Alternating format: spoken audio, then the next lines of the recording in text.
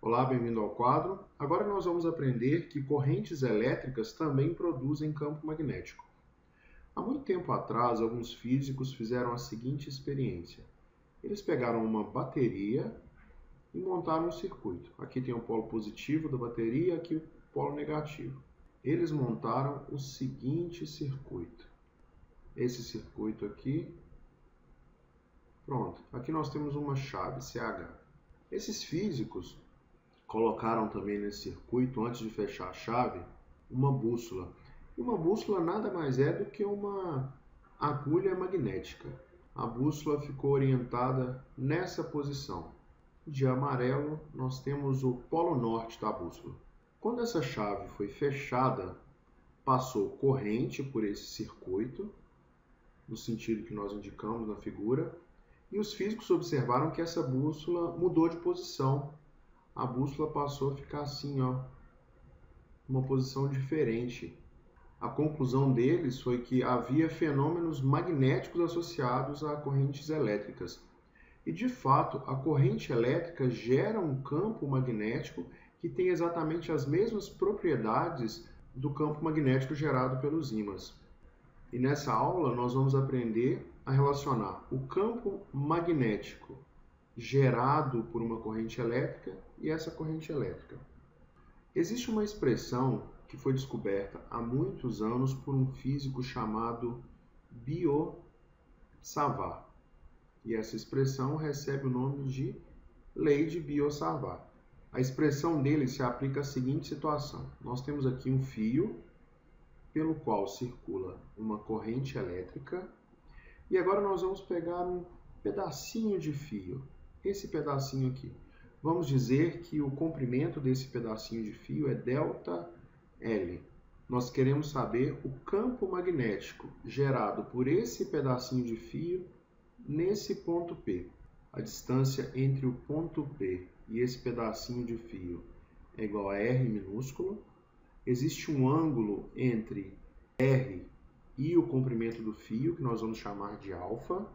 E o campo magnético gerado nesse ponto P nós vamos chamar de ΔB. Biot-Savart demonstrou que o módulo desse campo magnético ΔB é igual a μ0 dividido por 4π, que multiplica I vezes ΔL vezes o seno do ângulo alfa entre R e ΔL dividido por R ao quadrado.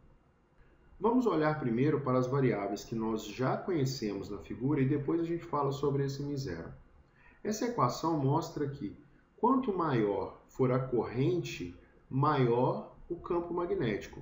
Quanto maior o comprimento de fio, maior o campo magnético. Ou seja, o campo magnético gerado por esse pedacinho de fio é proporcional à corrente que passa por aquele pedacinho e ao comprimento daquele pedacinho de fio. Você também observa que o campo magnético num ponto é inversamente proporcional ao quadrado da distância entre aquele ponto e o pedacinho de fio que gerou o campo magnético naquele ponto. E essa expressão mostra claramente que ΔB é igual a alguma coisa dividido por R ao quadrado. Agora a gente vai olhar para essa constante de proporcionalidade. 4π são números que nós já conhecemos, mas esse μ0 tem um nome especial, é permeabilidade magnética.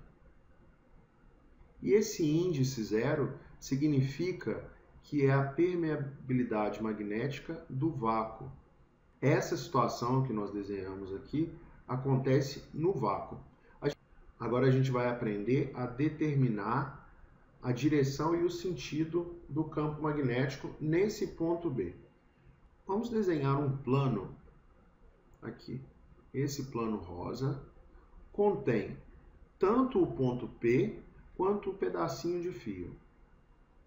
Para começar, o campo magnético no ponto P é perpendicular ao plano que contém o ponto P e o comprimento de fio.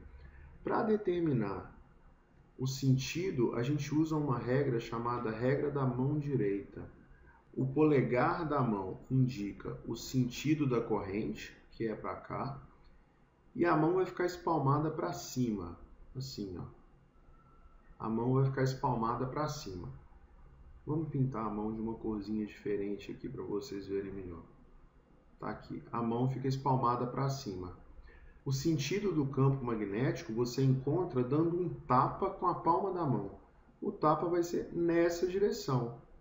Tá vendo? Você dá um tapa para cima aqui na nossa figura. Então tá aqui o sentido do campo magnético.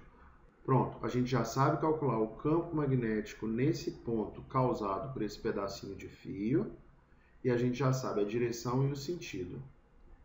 Essa permeabilidade magnética tem um valor que é igual a 4π vezes 10 elevado a menos 7 Tesla vezes metro dividido por ampere.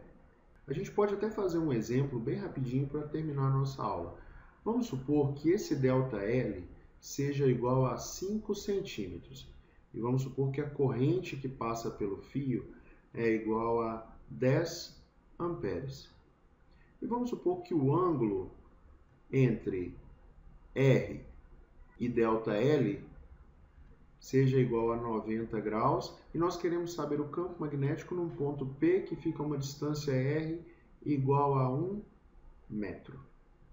É só jogar direto na fórmula. Fica assim, μ0, que é 4π vezes 10 elevado a menos 7, dividido por 4π, vezes a corrente, que é 10 amperes, vezes o ΔL, que é 5 centímetros, que é o mesmo que 5 vezes 10 a menos 2 metros, vezes o seno de alfa. Se alfa é igual a 90, o seno de alfa é 1, dividido por r ao quadrado, que é igual a 1 ao quadrado. Na nossa conta, 4π corta com 4π, a gente vai colocar esse 5 aqui, ó, 10 elevado a menos 7 vezes 10, que é o valor da corrente, 10 elevado a menos 6, vezes 10 a menos 2, 10 a menos 8 Tesla é o valor do campo magnético naquele ponto P. Por hoje é só, pessoal. Um grande abraço e até a próxima.